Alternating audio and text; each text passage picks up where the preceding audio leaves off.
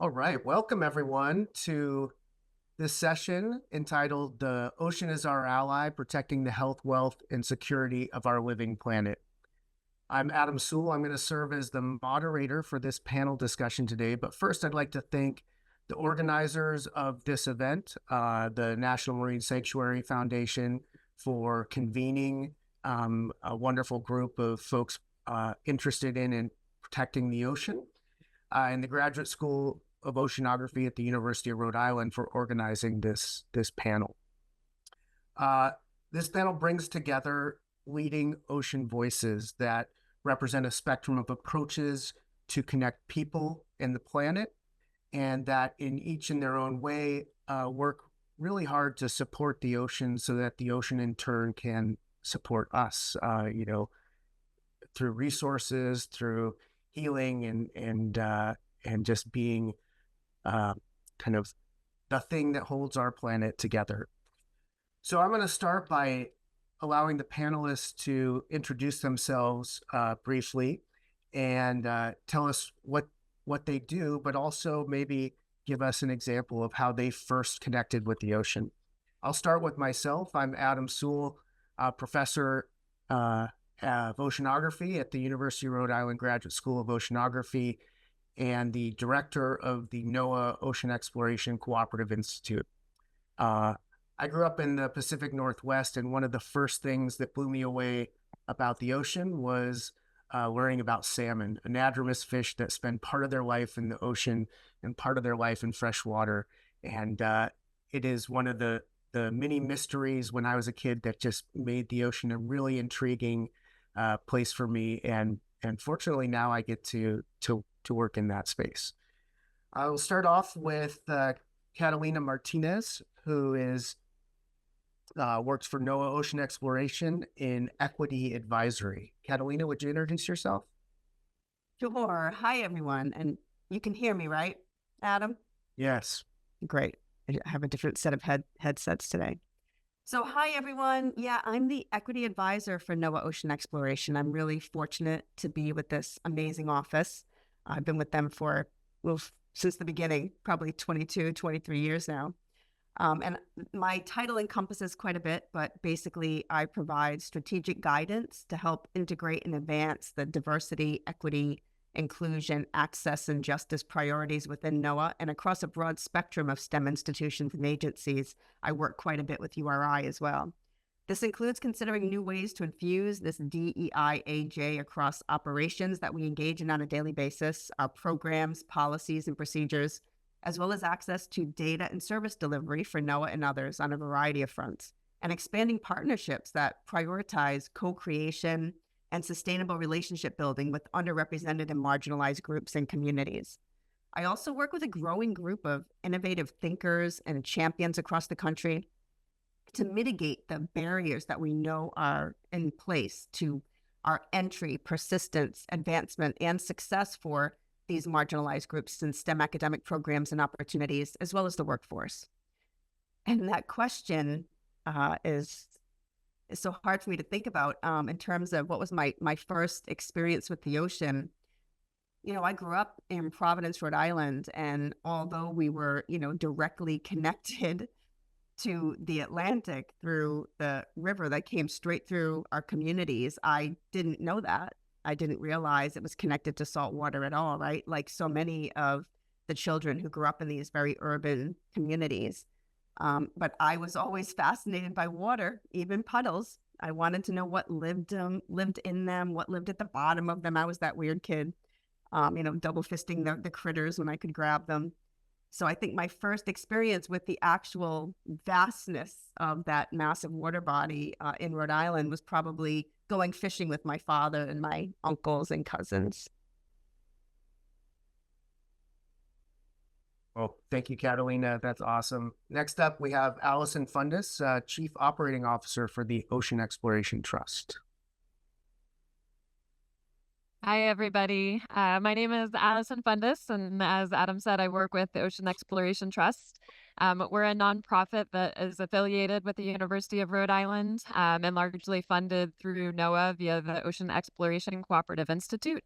And we own and operate the exploration vessel Nautilus, which I'm on right now. And you can see some of our deep sea video behind me.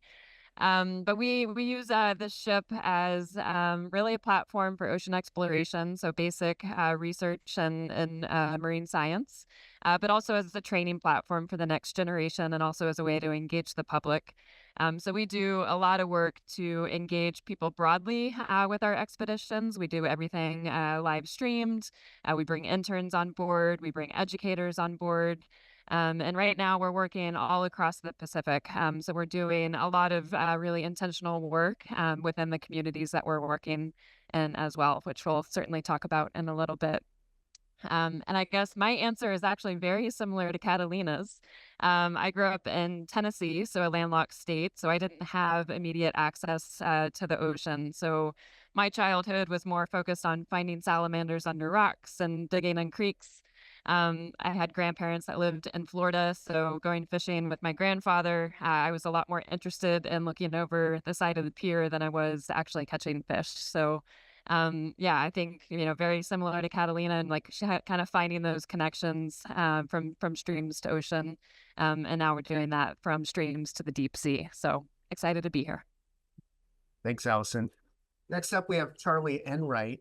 Works with Subsea and is lead on partnerships and outreach. Yeah, hi guys. Charlie Enright. Adam, thanks for the introduction. As you alluded to, I'm working with Subsea currently, but come from a more offshore sailing background, competitive offshore sailing. I just completed my third lap of the planet in a race called the Ocean Race, and was a member of a team called 11th Hour Racing that centered around creating, positive solutions for the marine industry and creating a positive impact on ocean health while we sailed around the world in this 40,000-mile race and stopped in these 10 different international communities. And it was through my work with the Ocean Race that I got involved with the GSO. We had a very robust onboard science program, and ocean health became a passion of mine, but now a pastime and a profession in the work that I'm doing with Subsea. Subsea is a company that removes retired telecommunication cable from the ocean and then upcycles it into the commodities market.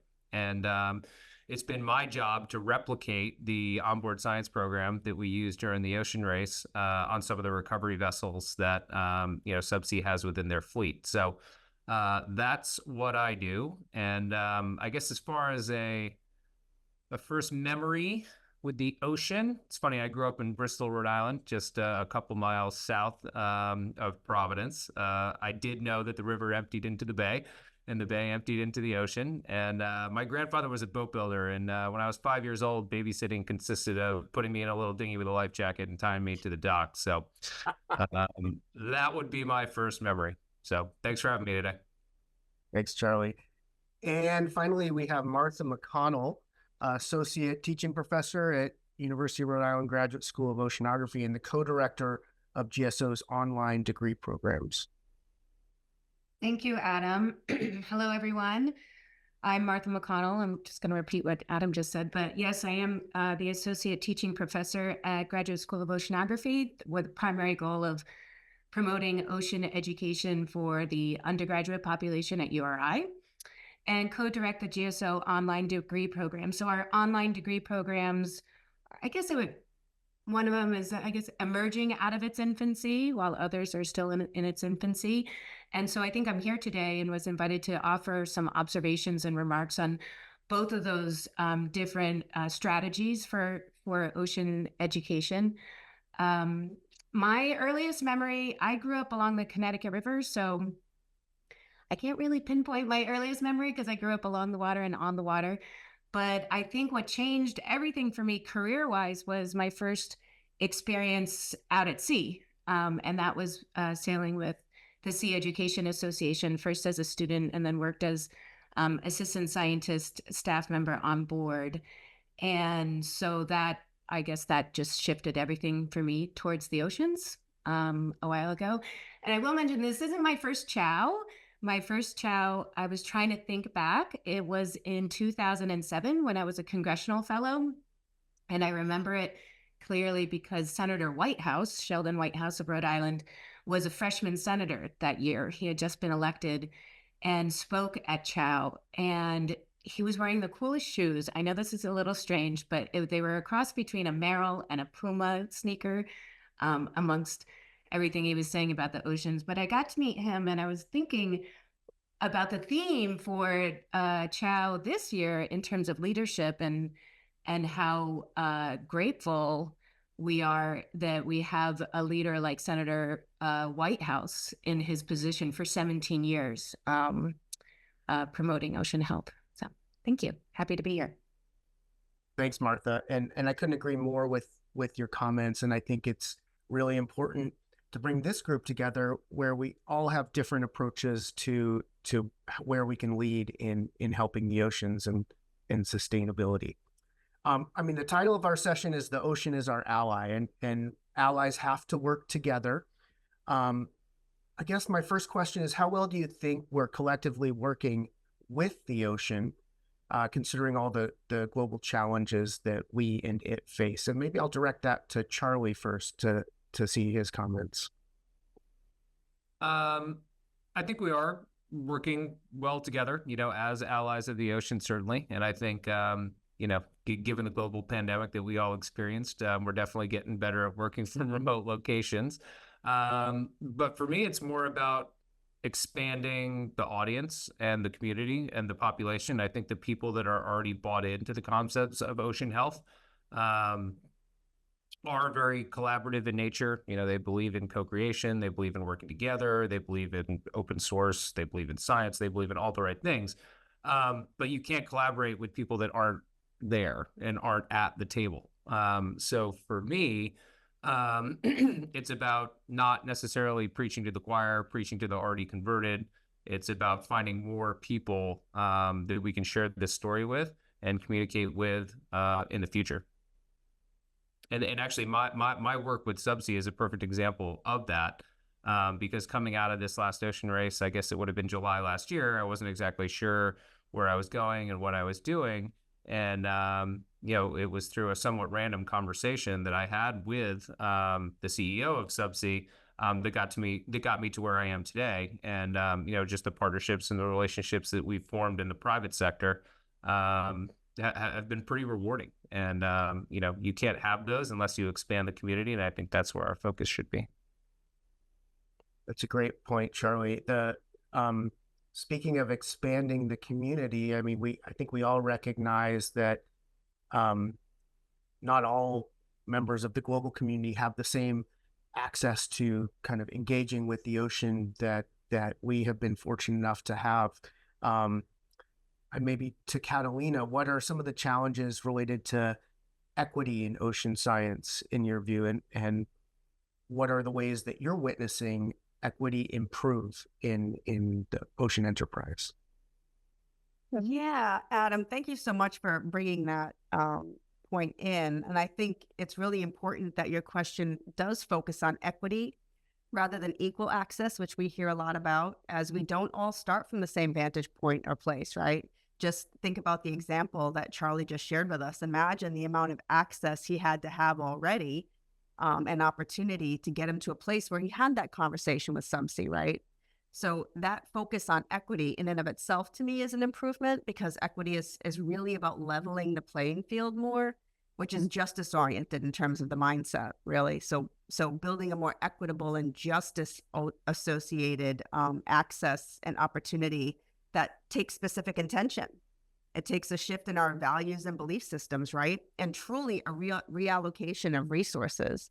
And it also takes the acceptance of the need to make really different choices, right? And we have to be authentic and inclusive in co-creation of solutions with a broader community, right? As Charlie mentioned, you can just see in this conversation, we're not all represented, right? So it takes more thought, more effort, and certainly more resource allocation, I'd say.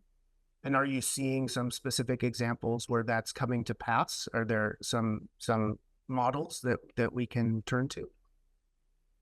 I'm not sure that I can speak to particular models, but I can say that these conversations have certainly been amplified. And I think, this is a testament to that.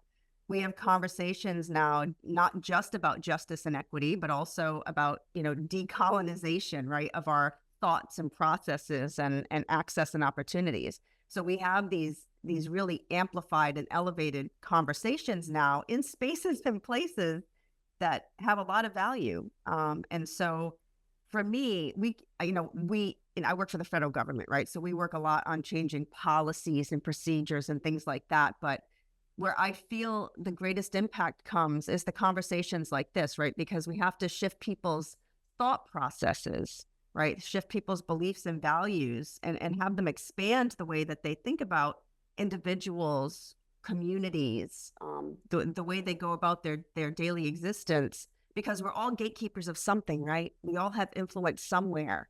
And I think that's where, if we can shift people's thoughts and beliefs, maybe we can shift their actions and behaviors, right? Well, maybe I'll turn that to Allison, because Ocean Exploration Trust really is one of my heroes in that space and what they've been able to do. Allison, can you share some of what your organization has done? Yeah, thank you, Adam, and thank you, Catalina, for your comments. I think very kind of similar to what Catalina was just saying. It's a shift, right? And I think one of the things that we've been really intentionally focused on at Ocean Exploration Trust and based on our Nautilus expeditions is really shifting the approach to how we think about planning and implementing expeditions. For those of us that come from a more Western scientific background, that looks very different than how you would plan and implement work within, a Pacific Island nation, for example, which is where we're largely working across the Pacific. And so our shift in our approach is a lot more forward engagement. So getting well ahead of the ship, coming to any region and having, first coming into a place with an open ear. So listen and build trust and start listening to what local priorities are. So those priorities can then be put at the forefront of anything that we're doing.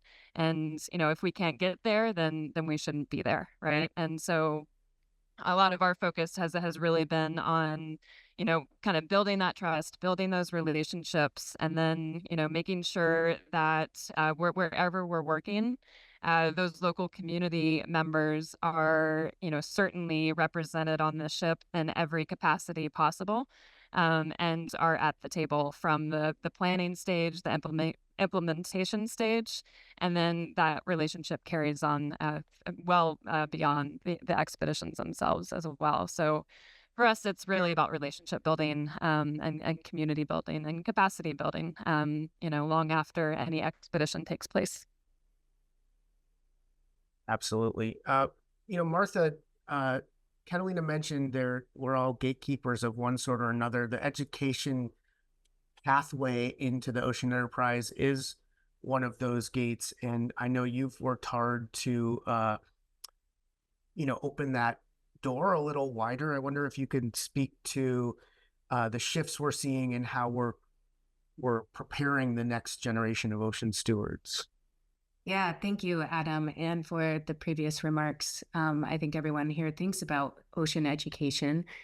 I'm part of the question about I just want to make a comment about the shifts, a possible shift, and not necessarily recently, but I feel like it's just this growing all hands on deck on different approaches to ocean education. It's multifaceted and at all learning levels. So organizations providing experiences for learners, both in person, remote, beyond the traditional classroom. I don't know I don't know how much it's growing or whether it's enough. It's certainly not ubiquitous in the US or worldwide. So I'm sure there's still a lot of work to be done. In regard to the future of ocean education, I do want to mention our GSO online degree programs, as I do feel that it's an important component for the future of ocean education for ocean professionals. We offer 3 different programs, the Masters of Oceanography online and 2 certificate programs. So an ocean science certificate and an ocean policy and science certificate. And that is for individuals with a non-STEM background, but want to have a career in an ocean-related business. or a government agency or non-governmental organization. So really those programs are designed to enhance those careers. And I just emerged from teaching an online class in one of those programs this past spring, and it really highlighted the value of those programs for my students, because my students was a CEO of a software company in Seattle, a Navy pilot sitting in Hawaii, a naval architect sitting in Louisiana, and a science teacher in Norfolk, Virginia. So you can imagine the reach that we can have with those programs nationwide and hopefully internationally. I also want to offer some observations to this audience about my experiences in the classroom at University of Rhode Island.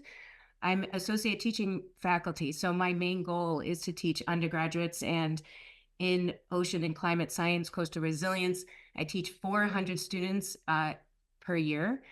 And just a few different points I was trying to think of that might resonate with everyone is, one, about 30% of those students have never been exposed to an ocean or climate related educational content before arriving at URI or in my classroom. And that includes summer programs and camps. So that's not just the K through 12 curricula. So I feel like there is a lot of work to be done in that space.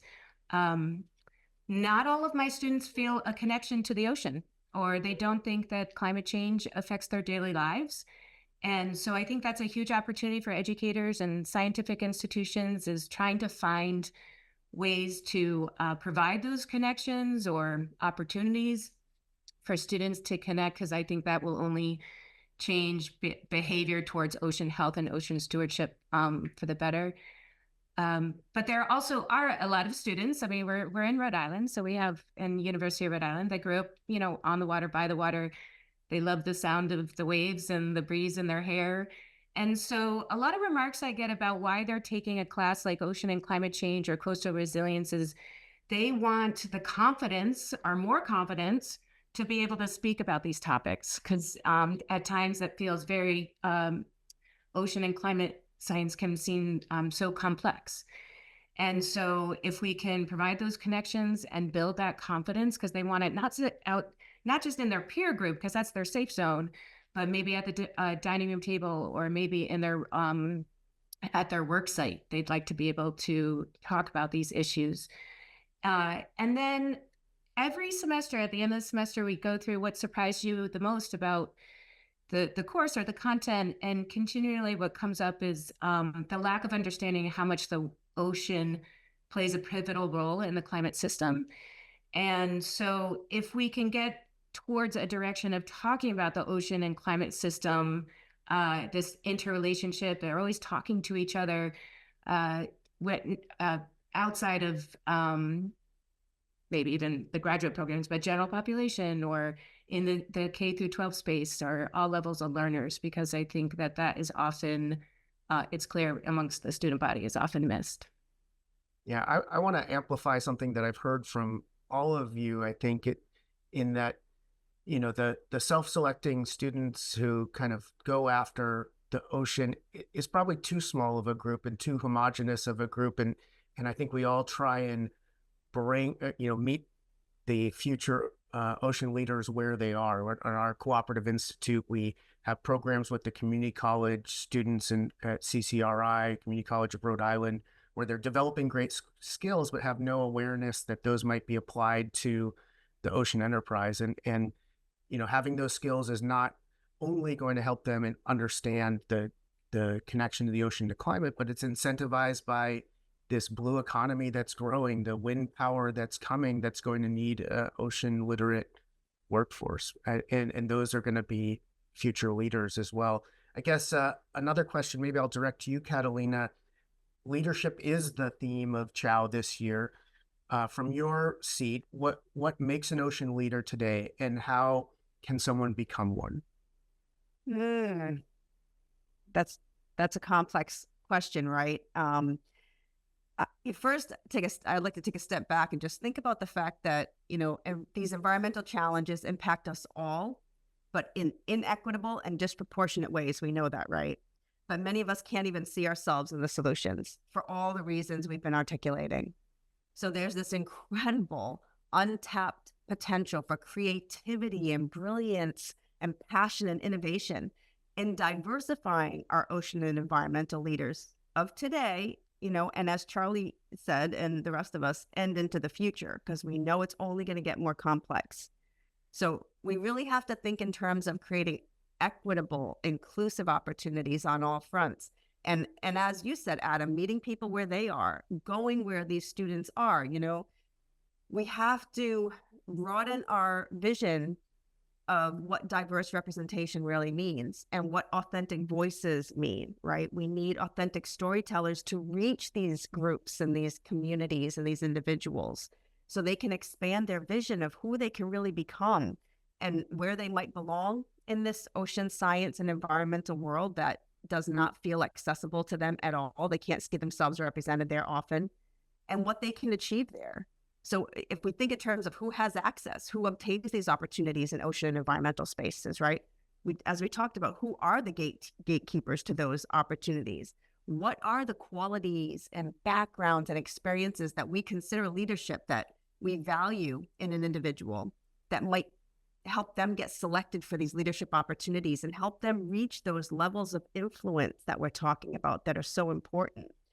These high value opportunities, these spaces, they're nearly inaccessible to those who don't come from the dominant culture, who've had, some level of privilege and access already. So that just brings me back always to the need to infuse justice and equity into crafting these opportunities and leveling the playing field while we dismantle all the barriers simultaneously. And I see, Allison, what the Nautilus program is doing.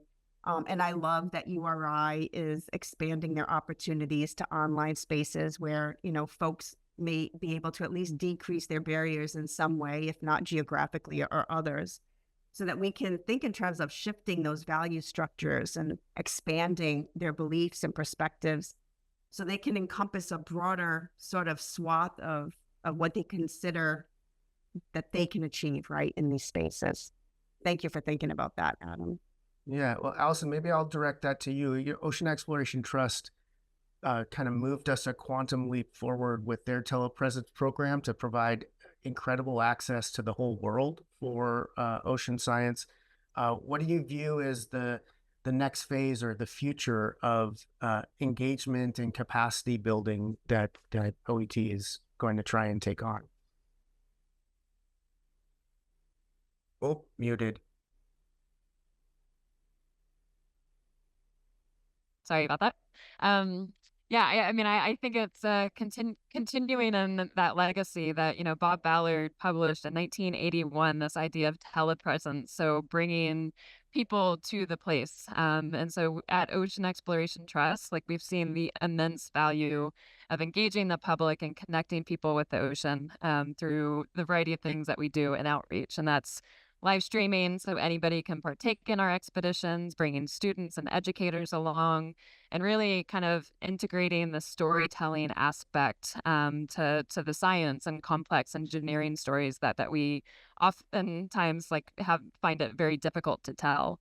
I think one of the things that we're, really excited about for the future is, kind of taking this idea of telepresence and continuing to, think about how can we create really engageful opportunities for people on shore to really participate in an immersive way with our expeditions. So we're experimenting with new technologies, new streaming services, so people can actually experience the place and maybe not just have an over-the-shoulder view of it.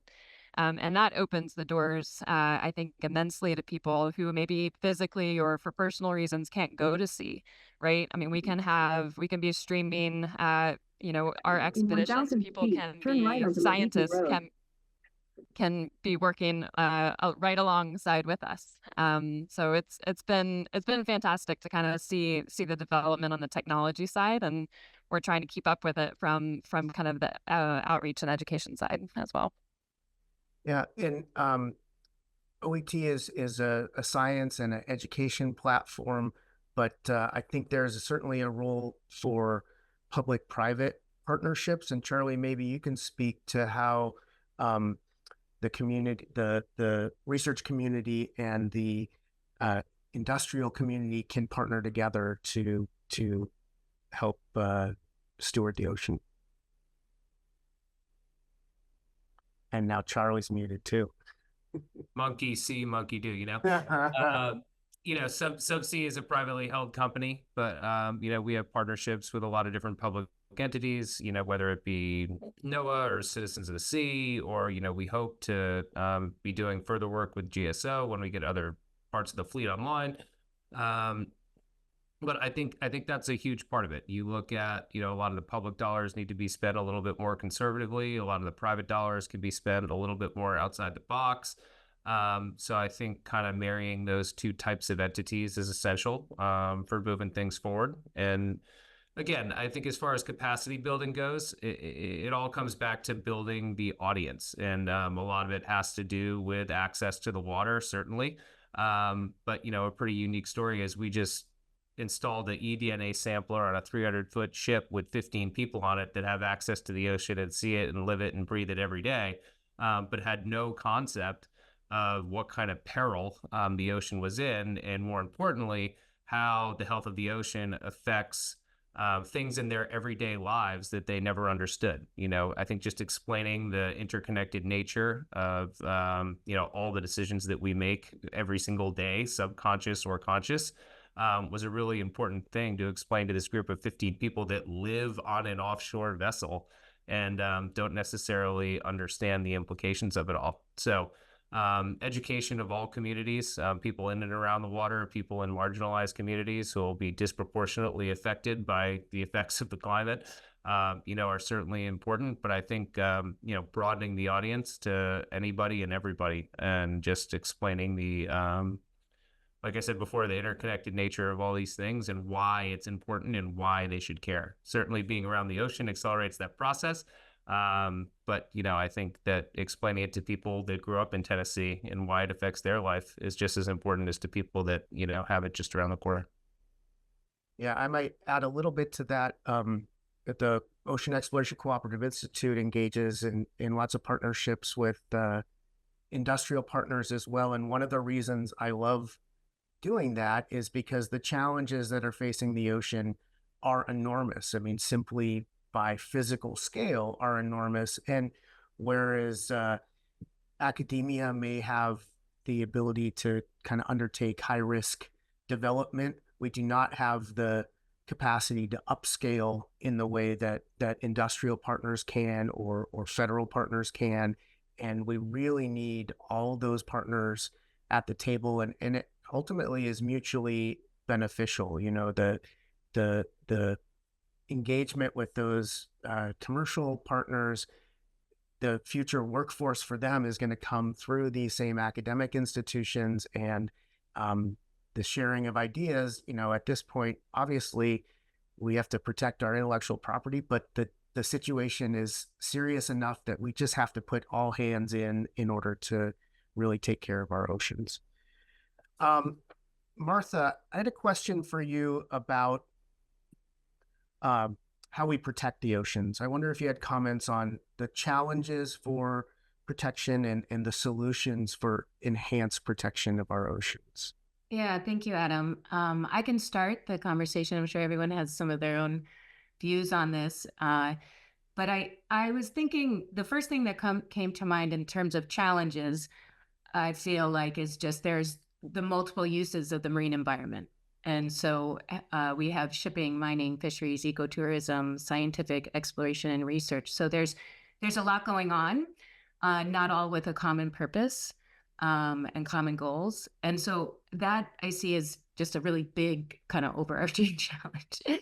And opportunities of how do we find ways for each one of those sectors and sustainability to coexist. And they are happening at on a sector basis, but if there's ways for cross-sector collaboration, I think that certainly is an opportunity, but not easy. And it takes a long time for those types of cross-sector collaborations.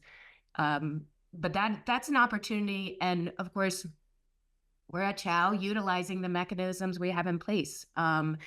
marine sanctuaries and monuments and marine protected areas, and identifying those special places in the ocean and the Great Lakes. Lake Ontario is now a marine sanctuary as of this morning, and I was reading that it took 7 years for that designation, that the state and its partners suggested that designation 7 years ago. So again, taking this long time scale. But those mechanisms also need to stay strong, and they need to continue to improve. So that's where I see a lot of monitoring, important component, and important and an opportunity to make sure that those mechanisms we have in place stay strong. We have a new high seas treaty as of last September, and there's ongoing negotiations on plastic pollution between the U.S. and other countries, and those also are going to take time and collaborations. I mean, that was a theme this morning, and that's building off of what Adam was just and Charlie was just remarking on. And I am going to call out Charlie though, because between over a decade-long mission to win the ocean race, you did prove that the sport of sailing and sustainability can coexist, and the focus of Charlie and his team on plastic pollution in particular, and all the footage that you all gathered throughout the races over the last decade, has made a huge impact for communities here in Rhode Island, and the state of Rhode Island, actually. So, I mean, that's a localized effect, and it was a decade long, but it seems to be having a continued influence of just raising awareness. Yeah, let me throw it open to the rest of the group on what we need or what is in store for enhanced ocean protection. And if no one has any other comments, I'm happy to chime in as well. Go ahead, Catalina.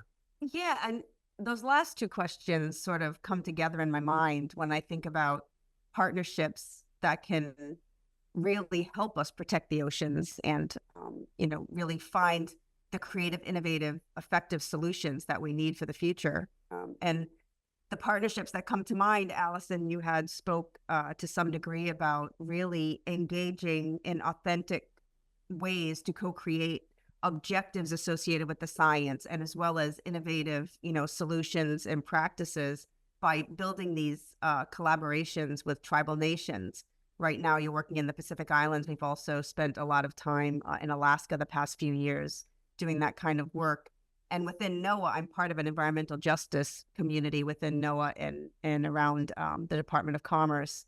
So I know there's a lot of EJ work, environmental justice work going on that are bringing together those conversations, providing equitable value associated with all ways of knowing, right?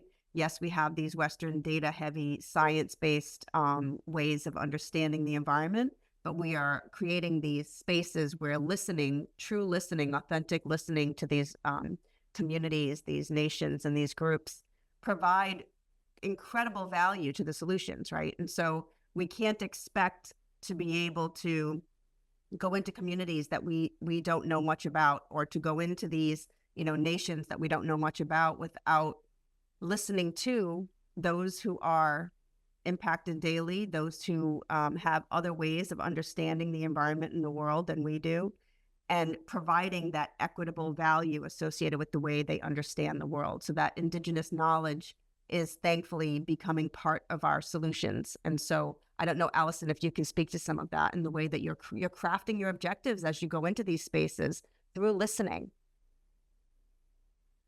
Yeah. Thanks, Catalina. I think what you just said, it hits it for me. Think listening to indigenous knowledge. It's like we are not the first to think through this. We are not the first to try to come up with solutions, and sometimes the solutions are already there and we just haven't been listening.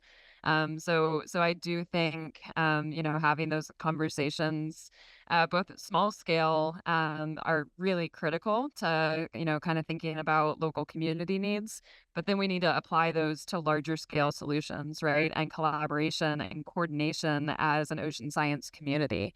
I think the coordination part, is something that we've been improving on over the years.